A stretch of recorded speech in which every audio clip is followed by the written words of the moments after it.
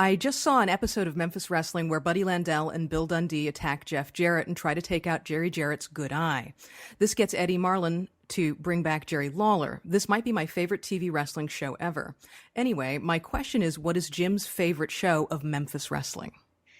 Well, I tell you, that was one of the great ones because the situation was that Jerry Lawler had lost a loser leave town match because since he'd been the top guy so long there, it's the old adage that a lot of wrestlers don't recognize these days. How can we miss you if you won't go away? They got rid of him for a while just to build his return, to enhance business. And Bill Dundee and Buddy Landell were the two best in-ring heels and promo heels they had in the territory.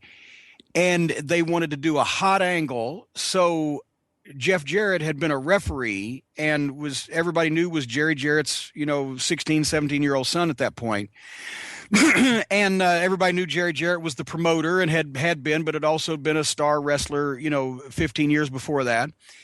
And so Dundee and Landell attack Jeff Jarrett, at which point Jerry tries to save him, and everybody also knows he's made this public knowledge that Jerry had lost the sight in one of his eyes, so he's got one good eye, and that's one of the reasons that made him quit wrestling.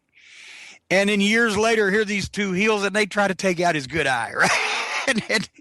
And Eddie Marlin, who everybody knows, once again, this is legitimate, is Jerry Jarrett's father-in-law, is also is the general manager of the company and recognizes the guy that puts his foot down and et cetera. And he comes out on TV and he's an ex-wrestler and he gets in the brawl and he says, fuck the stipulation. I don't care whether anybody gets mad. I'm bringing Jerry Lawler back because they tried to blind my son-in-law and cripple my grandson.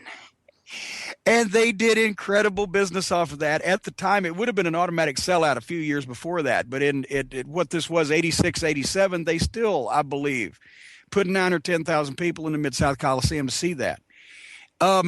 Another great episode of Memphis television was the special program that they did in June 1983 for the Lawler-Dundee loser leave town match. And once again, that was 1983. So after, in Lawler's case, 10 years, and in Dundee's case, 7 years of being the two top guys in the territory week in and week out, and still being on top in big names and drawing crowds, one of them was guaranteed to leave town because Dundee was going to Georgia to book the little summer territory that I participated in. And long story short, too late, they did an entire 90-minute program, a sit-down with Lawler and Dundee and promoter Eddie Marlin. They showed tape of their long and storied feud that at that point had been going on for 7 years. They'd main evented, sold out countless times. They had comments from every other promoter in the industry, from Vince McMahon on down, as to, yeah, I'll take this guy. If whoever loses, I'll take the loser. It really was an amazing promotion. And of course, that week, not only did they sell out the Mid-South Coliseum and set the all-time gate record at the time was $46,000 in Memphis, but they also pretty much sold out Louisville, sold out Evansville for what that's worth, sold out a phone booth, sold out Nashville, and did a huge house in Rupp Arena in Lexington. It was probably the biggest grossing week that the Memphis territory had ever had up to that point in time, with those two guys in the main event one last time, and the matches were incredible. So that was another great program.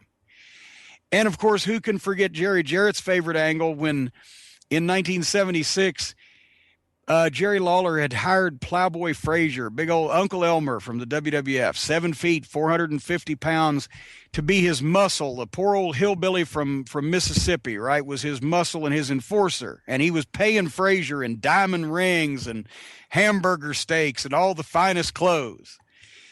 And Jerry Jarrett came out on TV and revealed by breaking one of the rings with a hammer that they were glass and that Lawler had really been stealing his money. And Lawler came out and turned on Frazier, and here we go. And Plowboy Frazier was a babyface, and they drew huge houses in the territory for that. And the tape has been lost forever, but that's Jerry Jarrett's favorite Memphis wrestling angle.